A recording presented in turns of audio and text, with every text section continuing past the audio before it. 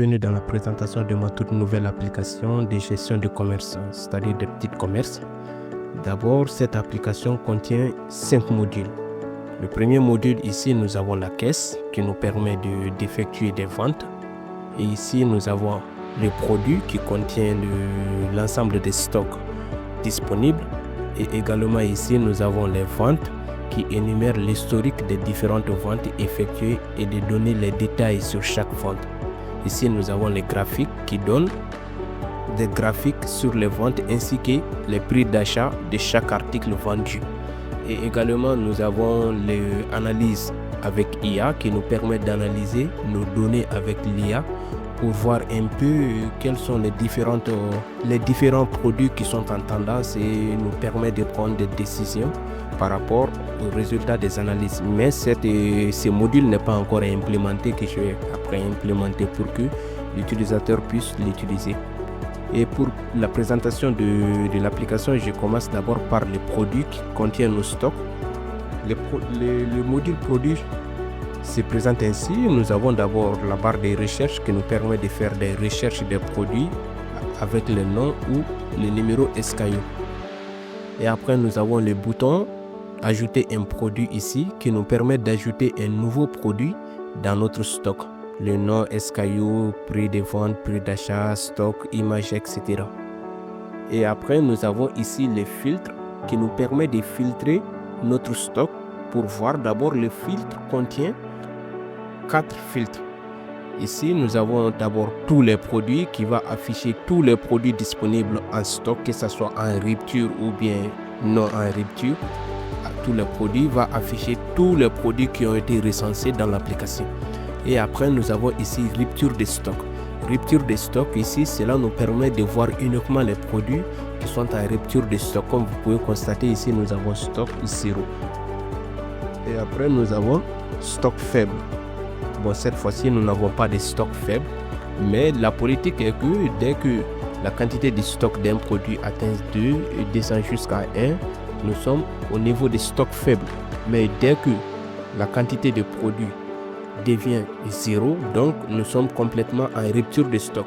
Et après, nous avons ici stock suffisant qui montre les produits qui ne sont pas en difficulté de stock, c'est-à-dire des produits qui ont un stock suffisant pour continuer la vente.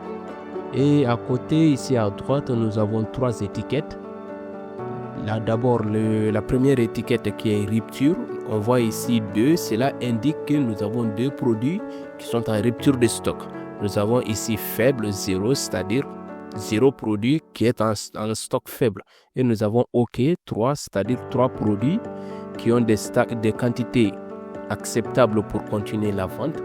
Et après, nous venons dans nos produits. Et comme vous pouvez voir ici, les produits se présentent ainsi. D'abord, pour notre premier produit, nous avons une chaussure mocassin. J'ai ajouté ces produits pour la démonstration. Attendez.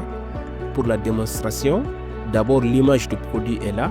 Après le nom du produit, les numéros SKU, le prix de vente, les stocks, la quantité en stock.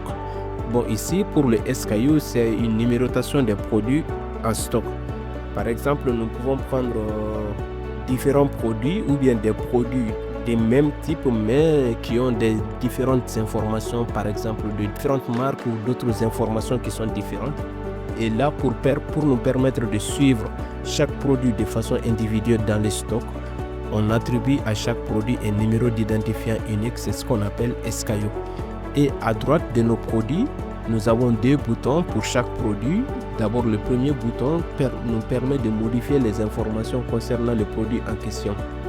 Si on veut modifier les noms, les SKU, prix de vente, prix d'achat, les stocks, c'est-à-dire si d'autres quantités du même produit arrivent, on peut augmenter les stocks en conséquence.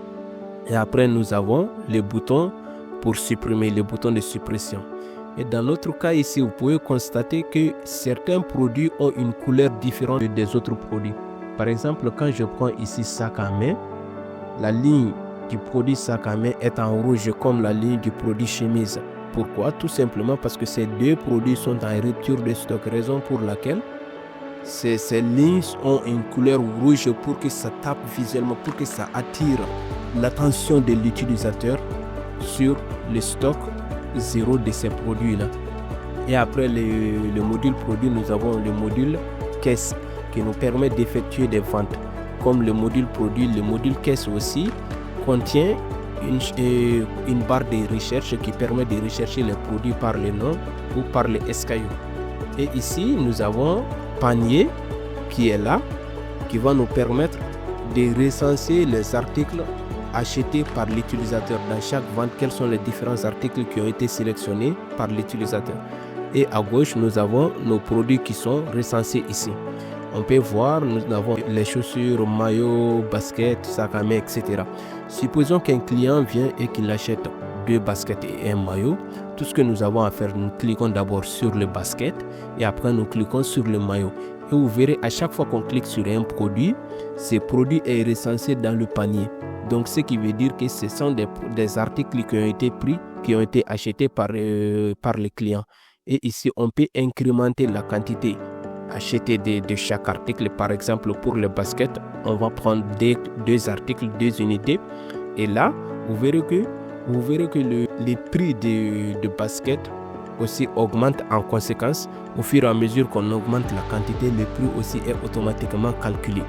Ici, nous avons nos deux articles avec des boutons qui vont nous permettre de supprimer, d'enlever un article du panier si nécessaire. Et en bas, nous avons le total de l'ensemble des articles pris par l'utilisateur. Et après, nous avons les boutons valider la vente. Une fois que nous cliquons sur le bouton valider la vente a été enregistrée comme vous pouvez le voir dans le message contextuel qui est là. Je clique sur OK et le panier se vide automatiquement. Maintenant que nous venons d'effectuer les ventes, la vente maintenant, on vient dans le module vente. Dès qu'on arrive dans le module vente, nous avons l'ensemble des ventes qui ont été effectuées, sont recensées ici. Les ventes sont numérotées et la vente que nous venons tout juste d'effectuer, c'est la vente numéro 22. Et en bas, nous avons ici la date à laquelle la vente a été effectuée et l'heure exacte, c'est-à-dire l'heure, la minute ainsi que la seconde à laquelle la vente a été enregistrée. Et pour la vente enregistrée ici dans le tableau, nous avons les informations sur chaque article acheté durant cette vente. Par exemple, nous avions pris le basket en quantité 2 ainsi que le maillot en quantité 1. Donc ici, en haut, ici, vous verrez le total de la vente qui est là. Donc ça c'est l'historique des ventes effectuées.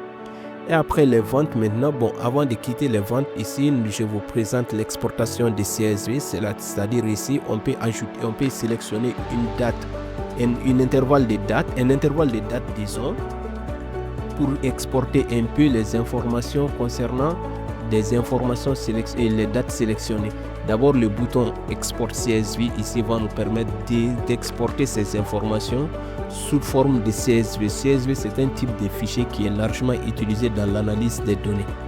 Et après, nous avons graphiques. Les graphiques sont là qui nous permettent de montrer un peu l'évolution des ventes par date. Nous avons les graphiques qui sont répartitionnés par date. D'abord le 26e mois 2025. Ces graphiques sont là, le 19, 18, 17, ainsi que 16 qui sont là. D'abord, chaque date a 2 barres. La première barre d'abord qui est en couleur verte va nous permettre de montrer la valeur totale des articles vendus.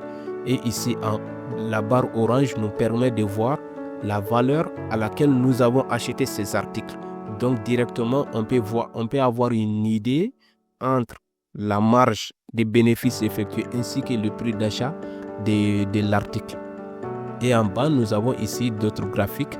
Ici, nous avons un graphique en forme pizza qui va nous permettre d'identifier les produits les plus vendus.